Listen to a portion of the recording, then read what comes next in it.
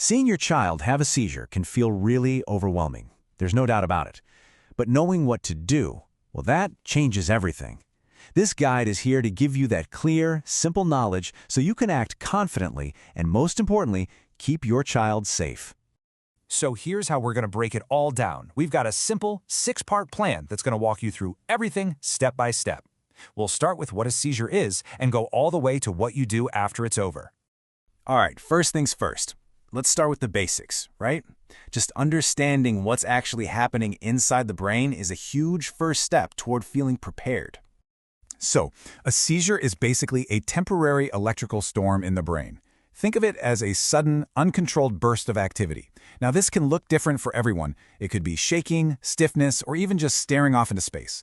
But the key thing to remember is that most of them are actually very short and they stop all by themselves. Okay, now that we have a handle on what a seizure is, let's get to the most important part, what you need to do. These are the immediate, simple actions you can take the moment one starts to keep your child safe.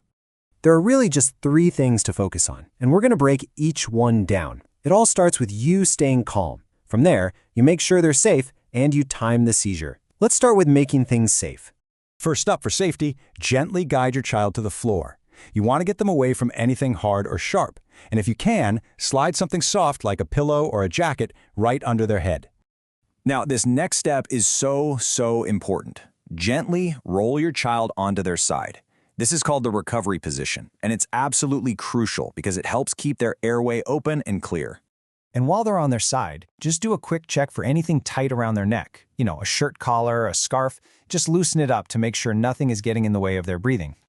Okay, as soon as you realize a seizure is starting, grab your phone or glance at your watch and make a note of the time. This is super important.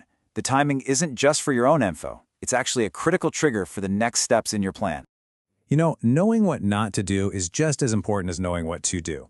There are a few simple rules here that are absolutely essential for keeping your child safe. So let's lock in these 3 key rules. 1, never ever put anything in their mouth. It can cause serious injuries. 2, don't try to hold them down or stop their movements. Your job is to protect them from their surroundings, not to stop the seizure itself. And 3, no food or drink until they are completely awake and alert. This prevents any risk of choking. And this is where that timing we talked about becomes critical. If a seizure keeps going, your doctor might have prescribed what's called a rescue medication to help stop it.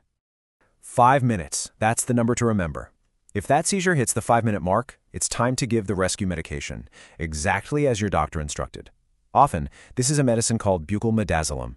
And the way you give it is actually pretty straightforward. You keep your child on their side, gently open their mouth, and then place the tip of the syringe right in that little space between their gum and their cheek. Then just slowly push the plunger. See, the placement is everything here. This medicine isn't supposed to be swallowed. It gets absorbed directly through the inside of the cheek. That's why you're aiming for that little pocket of space. It lets the medicine get to work effectively. So that brings us to our next really big decision point, knowing exactly when you need to call for emergency help.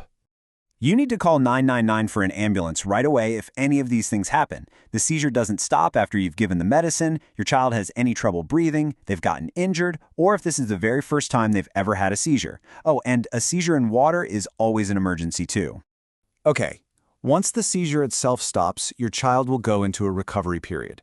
It has a technical name, the post-ictal phase, and it's really helpful to know what to expect. It is totally normal for your child to be super tired, maybe a bit confused, or even have a headache after a seizure. Their brain has just gone through a really intense workout. The best thing you can offer them right now is just your calm, reassuring presence. So your job here is simple. Just keep them comfortable and safe. Let them rest on their side, stay with them, keep an eye on their breathing, and just offer some quiet comfort as they start to wake up and become more aware. Look, seeing a seizure can be unsettling. But knowing these steps, it really does transform that feeling of uncertainty into a feeling of capability. You have a plan now.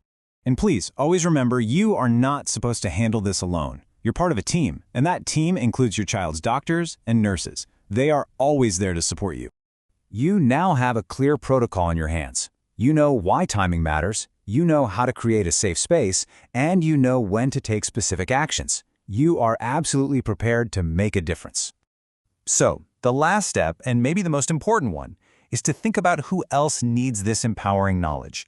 How can you share this plan with grandparents, teachers, babysitters, and friends to build a complete circle of safety around your child?